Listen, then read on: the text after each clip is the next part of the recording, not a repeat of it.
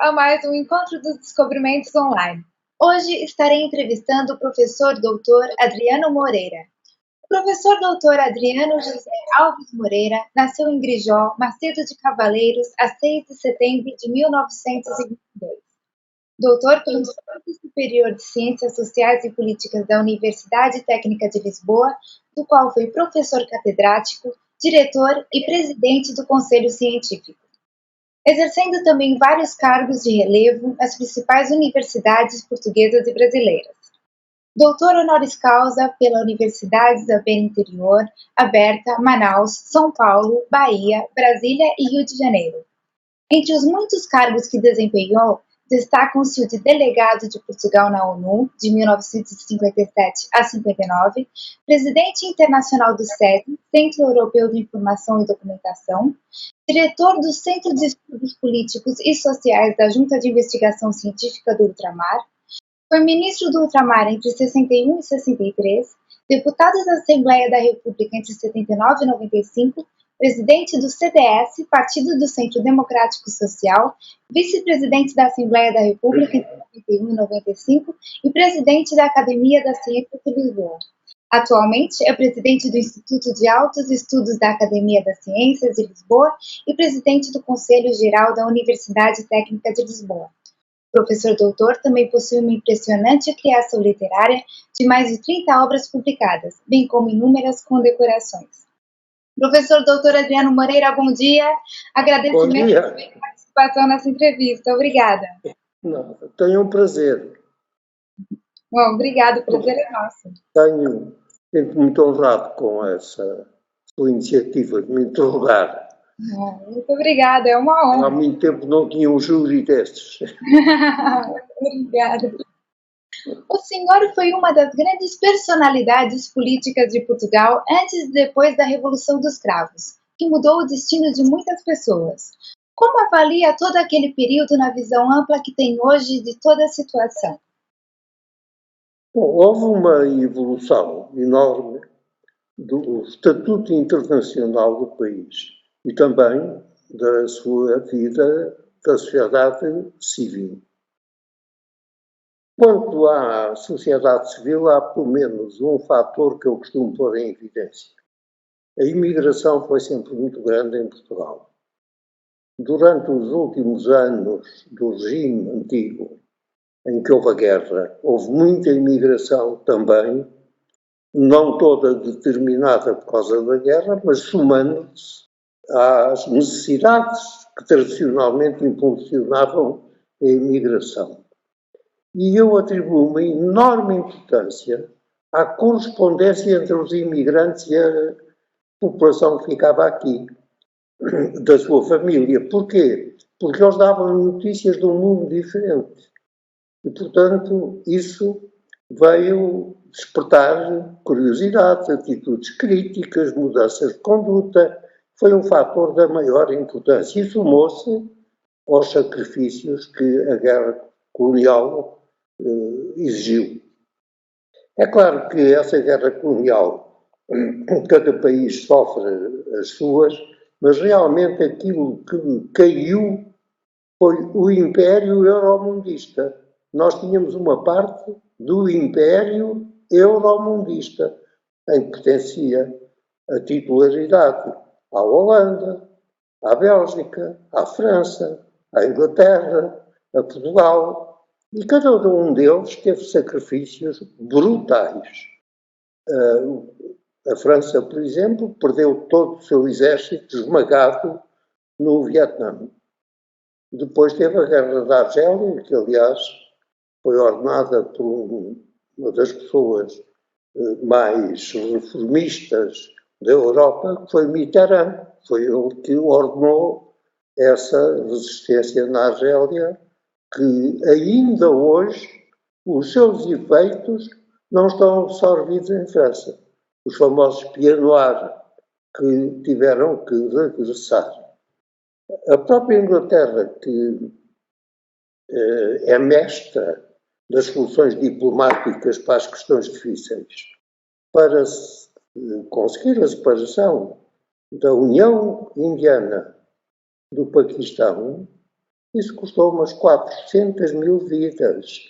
Quer dizer, todo esse processo foi do Império Euromundista e nós tivemos a nossa parte, que mudou inteiramente a atitude da população, porque o sacrifício demorou muitos anos, começou a haver um conhecimento generalizado das condições reais dos territórios, quando até aí o conhecimento era sobretudo histórico e, portanto, os valores históricos é que mobilizavam a adesão das populações àquela política.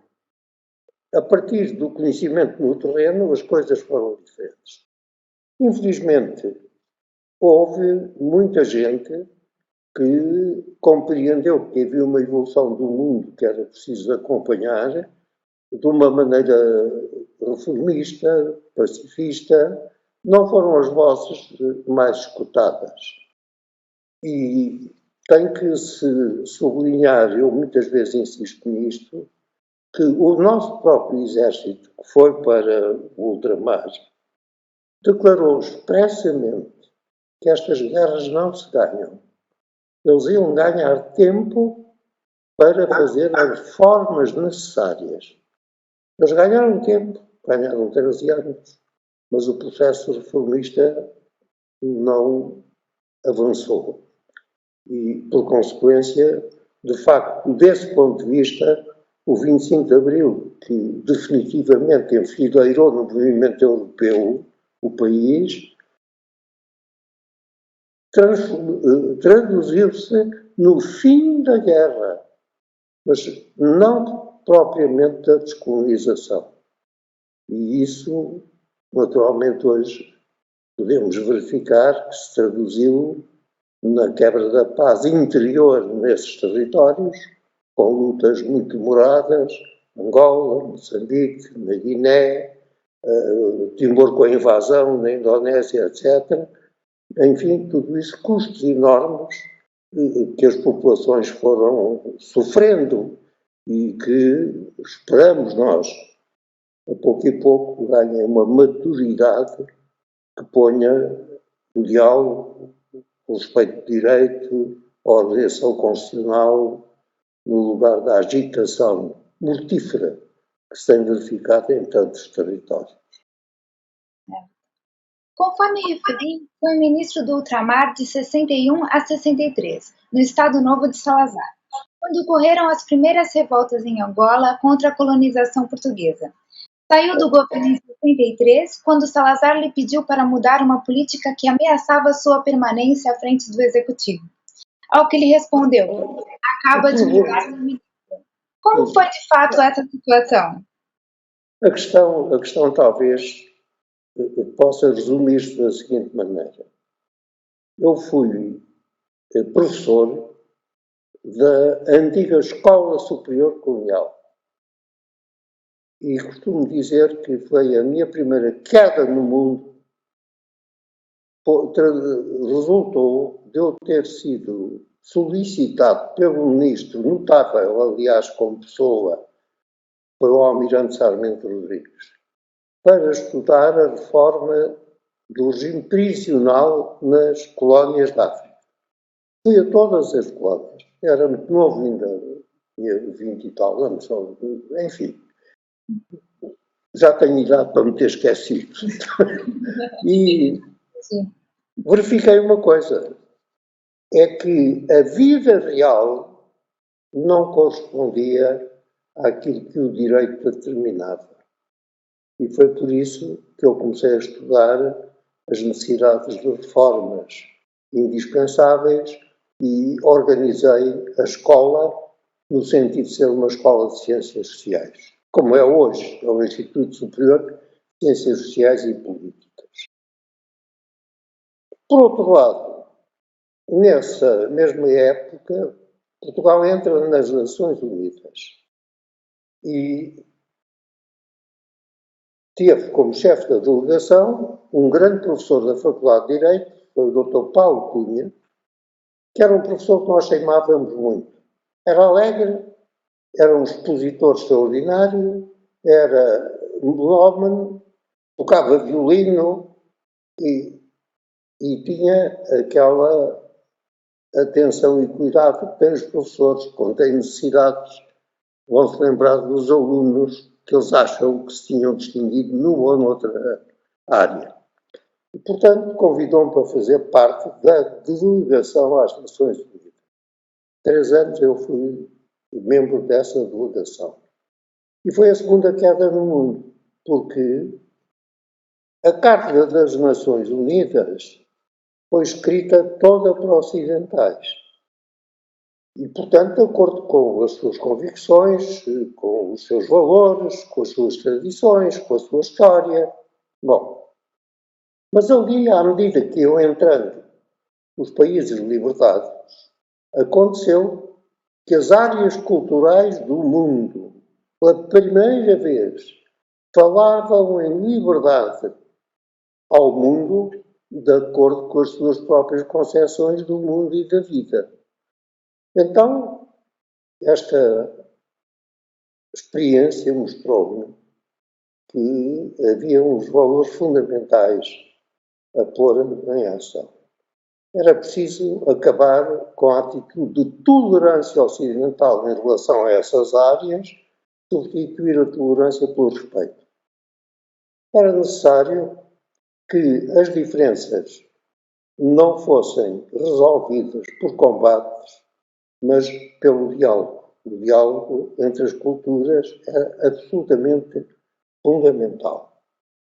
E era necessário encontrar um paradigma comum para entender que não é a diferença étnica que diferencia as pessoas. E, portanto, tinha de ter um combate total contra os mitos raciais, porque as questões eram das diferenças culturais. Assim é que devia ser. Como eu passei a dar aulas com estas convicções e tenho o costume, ainda hoje tenho, de escrever as lições e publicá-las quando acho que vale a pena publicá-las, eu fui chamado pelo Presidente do Conselho porque num relatório que eu tinha feito das Nações Unidas tinha advertido que Portugal não seria condenado enquanto mantivesse 1/3 dos votos a seu favor. Tinha sido, aliás, uma das minhas tarefas na 6ª Comissão, mas que a entrada de novos países faria que por volta de 1960-61, perdesse o tal terço. Quando perdesse o terço, seria condenado. Quando fosse condenado, a revolta era legítima. E quando fosse legítima, todos os apoios à revolta estariam à disposição dos revoltados. Como isso aconteceu, o Presidente do Conselho chamou-me e perguntou-me como é que o senhor adivinhou isto. Porque eu tinha lido o relatório. Eu disse, olha, porque tive uma professora de instrução primária muito boa. E, portanto, sabia fazer contas de somar e diminuir. E as contas deram certas. E, portanto, é essa a única razão, muito simples, pela qual acertei, inesperadamente, e sem felicidade, no que diz respeito a ter acontecido. Então ele disse-me mais, o senhor faz muitas críticas à administração colonial e advoga uma série de reformas. Aí eu expliquei que não havia dificuldade nenhuma em saber isso, porque eu costumava publicar as lições e, portanto, estava lá isso escrito. E é aí que eu me convido para fazer as reformas. Eu expliquei que não pertencia à formação política nenhuma, nunca tinha pertencido a nenhum partido ou organização, mas que só podia pensar nisso se tivesse apoios. E o único apoio que eu tinha à vista eram os professores da universidade. Eu sabia que partilhavam as mesmas ideias.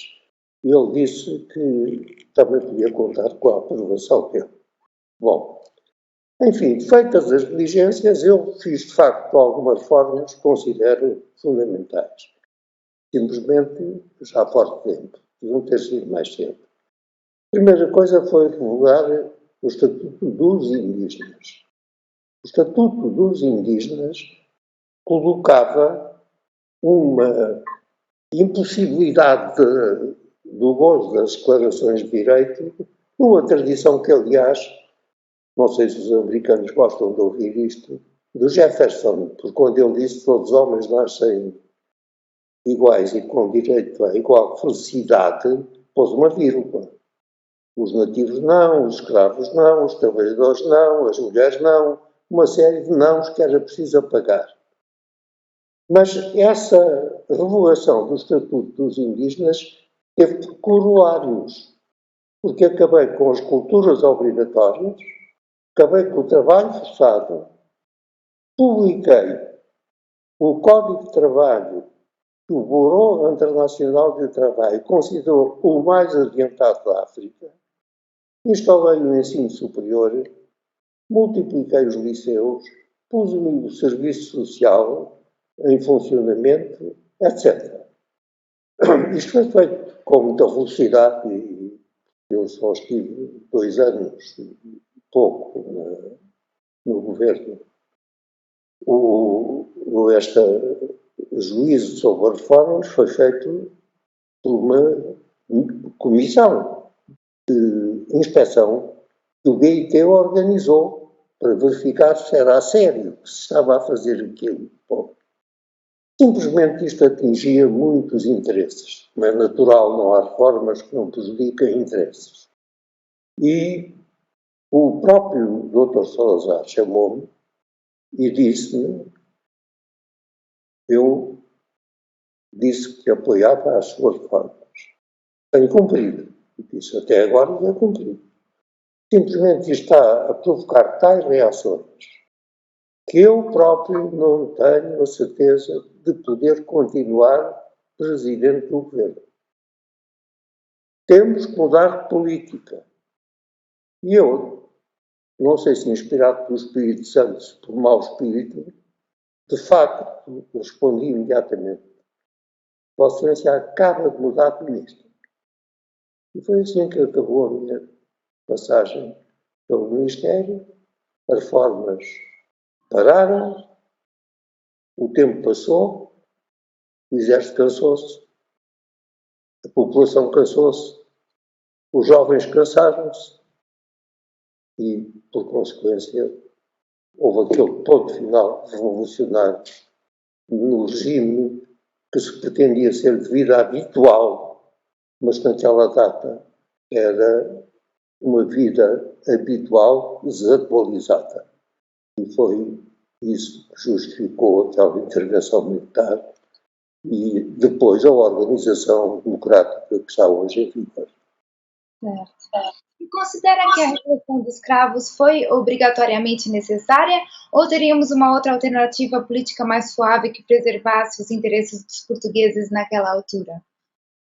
Bom, sobretudo o que havia, a meu ver, era uma estrutura habitual, a vida habitual, e um desconhecimento da realidade do ultramar e dos regimes coloniais, porque o que se ensinava nas escolas, aliás, numa época em que o analfabetismo ainda era muito pesado em Portugal, eram os valores históricos. E eu recebi essa educação na escola.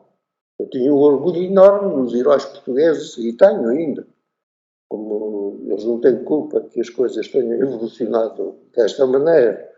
Mas era essa gesta portuguesa que nos dava orgulho e criava até o espírito que o importante era conseguir servir o interesse público, servir a República no sentido latino. Era isso. Bom, e por isso o espírito de conservação das estruturas era o dominante. O próprio ensino superior, verdadeiramente de colónias, ocupava-se num curso de 6 meses nas faculdades de Direito. porque de resto essa realidade não era abordada e mesmo que se ensinava direito estava longe do direito que se praticava nesses territórios. E por isso mesmo o próprio Império Euromundista, como comecei por dizer, todo ele foi a preços severíssimos que mudou, mas simplesmente antecipou a decisão portuguesa, que foi o último a fazer isso. Mas eu também admito que tenha tido importância não apenas as convicções do governo da autoridade, que o próprio Presidente do Conselho era, digamos, o doutrinador, mas também o facto de Portugal sempre ter tido consciência da sua dimensão e da necessidade de apoio externo e até expansão. Logo na primeira dinastia, o rei pede o apoio do Afonso Henrique, do Papa, declarou-se tributário, disse que pagava 4 onças de ouro por ano, nunca pagou. Bom, depois, na segunda dinastia, precisámos da aliança inglesa, que foi para nós fundamental, e quando o Império Euromundista acabou, havia a Europa. E por isso Portugal entra na União Europeia e tem acompanhado a evolução dessa União, que infelizmente está neste momento numa crise que nos deixa a todos inquietos sobre qual é o destino desta regionalização chamada União Europeia. E pronto, isto é uma história curta, mas que eu creio que sinteticamente mostra como é que as coisas se passaram. Então, aproveitando que você tocou no tema da União Europeia e aproveitando também o vosso conhecimento quanto ao mundo e a experiência política, acredita na continuidade da União Europeia ou, como Saramago dizia, será uma grande Iugoslávia? Concorda com essa afirmação? Olha, o problema da unidade europeia não nasceu há poucos anos. É uma coisa que tem séculos. Eu até acho que é um bocado injusto para Portugal que o Erasmo tenha tanta importância. Quando se fala da unidade europeia, esquecendo-se do Luís de Camões, que dizia que o que unia a Europa era a cristandade e Portugal a cabeça da Europa toda. Para europeísta, acho que ele seria muito bem escolhido. Simplesmente a evolução da Europa, isto para ser breve, levou, sobretudo depois da criação da moeda comum, o euro, tirou a cada Estado que aderiu ao euro muitas competências necessárias para enfrentar crises financeiras e económicas. A Europa evolucionou no sentido de ser uma Europa arco-íris, porque há países que são do Schengen, outros não são. Há países que são do euro, outros não são.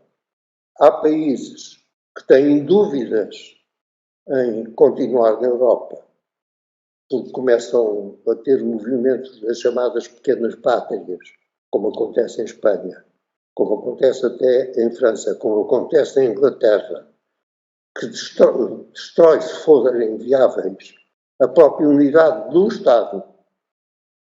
Também uma quebra de confiança nas relações entre as sociedades civis e os respectivos governos, é evidente, e isso é uma medida que os economistas devem gostar muito porque se exprimem em números e que são as abstenções que crescem pela Europa. O amor europeu está a diminuir, isso é evidente, mas sobretudo deu-se um fenómeno que eu considero fundamental, é que se ressuscitou o limes do Império Romano, dividindo a Europa em rica e pobre. Temos uma Europa pobre, que mete Chipre, a Grécia, a Itália, a Espanha, Portugal, e começa um bocadinho da França já a sentir isso, que é o antigo Império Romano, pobre. E depois o Império dos bárbaros, aos ricos.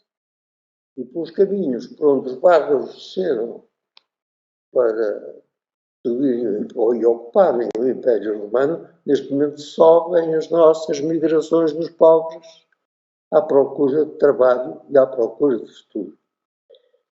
E isso teve um sinal agudo na crise económica e financeira global que estamos a viver, que tem sido encarada, deu-me essa impressão algumas vezes, como se a Europa fosse uma ilha, não tivesse ambiente, no sentido tradicional da expressão ambiente. É sendo, por exemplo, que a Europa é uma unidade, mas os países também pertencem às Nações Unidas, têm obrigações. Pertencem à NATO, têm obrigações. Pertencem ao BIT, têm obrigações. Quer dizer, a circunstância também rodeia a Europa. Bom, e esta crise que divide em ricos e pobres e em que Portugal foi atingido, como toda a gente sabe, eu acho que está neste momento num ponto gravíssimo com a questão da Grécia. Porquê? Porque não é apenas a importância cultural, histórica da Grécia para a Europa. É que o problema não é da Grécia. É o problema da Grécia e Europa. Porque quando um país entra para uma organização, é evidente que tem que obedecer às regras. Mas pode aparecer algum acontecimento que não seja previsto pelas regras. E o problema da Grécia é que ela é um problema económico e financeiro, mas é um problema estratégico, porque ela está naquele ponto importantíssimo da ambição dos países mais do norte de passarem livremente para as águas quentes do Mediterrâneo. E, portanto, este problema dela acontece no momento em que a Rússia se define como uma espécie de império do meio, com o discurso que o Sr. Putin fez, que mandou sobrepor na sala a águia bicéfala do tempo do Império, declarou que as fronteiras e interesses da Rússia eram superiores às geográficas e foi rodeado de generais rigorosamente fardados e medalhados. Eu liguei mais importância ao detalhe do que ao discurso. Achei o mais significativo. Ele, no fundo, definiu-se como império do meio. Bom, depois, com a agitação da área muçulmana, que com esta nova manifestação, usando um terrorismo pavoroso do Estado Islâmico, que não se chama só assim, é Estado Islâmico do Iraque e do Levante, que, nos termos tradicionais da diplomacia, é uma declaração de guerra.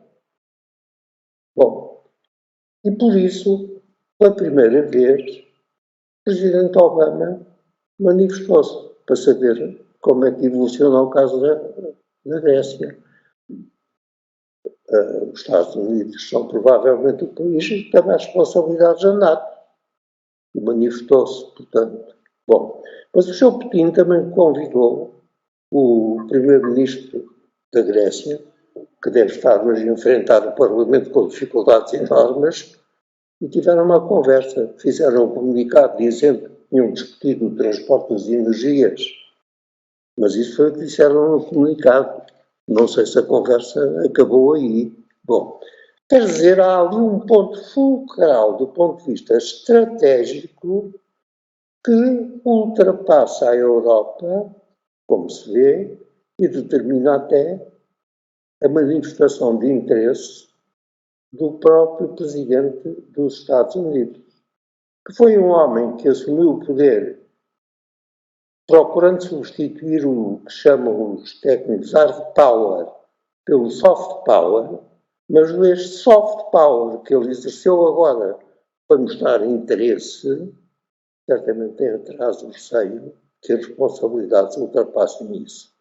E é por isso que reparei, mesmo na literatura e comentários nos jornais de hoje, que a inquietação sobre o que se vai seguir a este acordo, que ainda não é acordo com a Grécia, em relação à manutenção da Grécia na Europa, isso não se trata do primeiro golpe no projeto de unidade da Europa.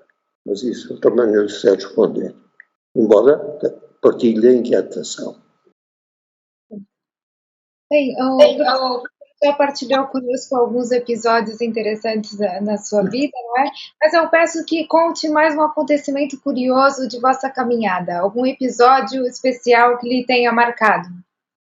Olha, eu queria acrescentar uma coisa, e suscitada, aliás, pela sua pergunta, e que é a seguinte: a tal circunstância da relação Europa com a sua circunstância também diz respeito a cada país. E Portugal, é curioso, tem descurado ou não tem curado suficientemente de janelas de liberdade que realmente tem. E essas janelas de liberdade são, em primeiro lugar, a CPLP. Nenhum país do Império Euromundista que se desfez tem uma organização como a CPLP. Comunidade dos Países de Língua Portuguesa. Eu chamei isso a Comunidade de Afetos, porque, apesar de ter havido uma guerra tão comprida, foi possível que se juntassem todos numa organização. E até que tivessem organizado um Instituto da Língua, que é extremamente importante, e também me tem levado a dizer que a língua não é nossa. Também é nossa. E porquê? Porque ela, como é a língua mais falada no sul do planeta, passa por várias áreas culturais e em cada uma delas recebe valores que as outras não têm. Por exemplo, o brasileiro, o português que fala no Brasil, tem valores que são ameríndios, são africanos, são japoneses, são italianos, que são alemães, que nós não temos. Bom, a Indonésia deixou valores na língua portuguesa que se fala em Timor. Quer dizer, o inimigo também deixou marcas. E isto é por isso que eu digo que a língua é nossa, não é nossa, mas também é nossa. Porque tem que se abranger essa variedade e há uma linha comum. Por isso se organizou, isso foi devido ao presidente Sarney, o Instituto Internacional da Língua Portuguesa. Por outro lado, tem uma costa, sendo um país pequeno, neste momento temos uns 92 mil quilómetros quadrados, o Patriarca de Lisboa chamou-lhe o terreno que nos calhou, ou onde encalhamos. Esses 92 mil quilómetros quadrados são pobres, mas temos uma plataforma continental que provavelmente é a maior do mundo e que tem que ser reconhecida pelas Nações Unidas, que sucessivamente têm adiado o reconhecimento. Esse reconhecimento significa verificar se está de acordo com o direito internacional vigente a definição que nós fizemos. Eu penso que sim, que está. Corre algum risco, é que a União Europeia tem pensado definir um mar europeu, como o Brasil também anda a definir o seu mar azul, todos andam a fazer isso. A diferença é que se a Europa consegue definir o seu mar europeu antes da nossa plataforma ser reconhecida, eu começo a lembrar-me do mapa cor-de-rosa, do ultimato de 1890, porque todos os países da Europa vão se considerar coproprietários dessa plataforma continental. Eu acho que era melhor não persistir numa coisa que é muito vulgar na tradição portuguesa, que é dar tempo ao tempo. Aqui não se pode dar tempo ao tempo, porque o tempo perdido não é recuperável. Bem, em relação aos acontecimentos curiosos na sua caminhada, teria algum episódio em especial que o marcou, que gostasse de partilhar? Bom, eu devo dizer que já referi que as duas quedas no mundo que eu tive, que acho que foram fundamentais, mas vou-lhe contar um episódio que eu tive conhecimento há pouco tempo, que mostra como foi importante fazer as reformas. Eu tenho um filho que é advogado, é jovem ainda, e passou 3 anos em Moçambique. E criou amigos africanos, alguns advogados como ele, e passados uns 2 anos de estar lá, um condiscípulo, um advogado africano, moçambicano, disse: "Você é filho do Dr. Adriano Moreira?" Eu disse: "Sou." "Então vou dizer uma coisa. O meu pai disse-me que só teve um dia de felicidade na vida quando já tinha 70 anos. Foi quando recebeu o cartão de cidadão por força do decreto que o seu pai fez." Isso, pelo menos, satisfaz-me no sentido de que não foi tudo inútil. Embora tenha sido modesto, foi o que esteve ao alcance das minhas capacidades. Nossa, uma história muito bonita. Agora, para concluirmos, professor, o que gostaria de dizer que ainda não disse a todos aqueles que viveram aquele período histórico antes e posterior ao 25 de abril? Bom, há um problema. O conhecimento do esforço feito durante as pessoas que viveram essa época, historicamente ainda tem muito que estudar. Ainda se vive muito de imagens. Ainda, naturalmente, os arquivos não estão completamente explorados. Mas há, pelo menos neste momento, uma evolução literária que eu acho fundamental. As guerras, em geral, são estudadas como acontecimentos coletivos. Portanto, temos a Grande Guerra de 14-18, a Grande Guerra de 39-45, mas com esquecimento de que esse tal agrupamento coletivo é constituído por pessoas. E cada pessoa tem o seu drama dessa participação. Em Portugal apareceu o primeiro livro que eu vi que viu isso, até escrevi o prefácio, senti-me muito honrado com isso. É um livro que descreve a intervenção das enfermeiras paraquedistas que nós tivemos durante a guerra. Raparigas extraordinárias. E quando se lê a intervenção de cada uma, sente-se um certo conforto humano, porque elas nunca distinguiam os feridos que iam socorrer entre os que eram os portugueses e os que eram os revoltosos. Os médicos também não distinguiam.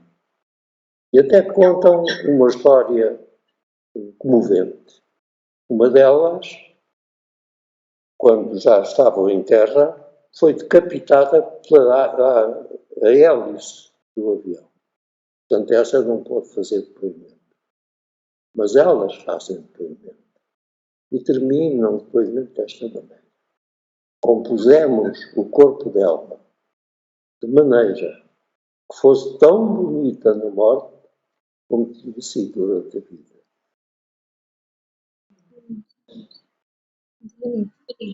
Professor Dr. Adriano Moreira, concluímos assim a nossa entrevista. Volto a agradecer toda a atenção, sendo que foi um prazer entrevistá-lo. Muito obrigada. O prazer foi meu. Espero ter ajudado a esclarecê-la sobre como as coisas se passaram, embora cada um de nós, naturalmente, esteja sempre condicionado por aquilo que viveu. Desejo muitas felicidades. Obrigada igualmente. Obrigadíssima.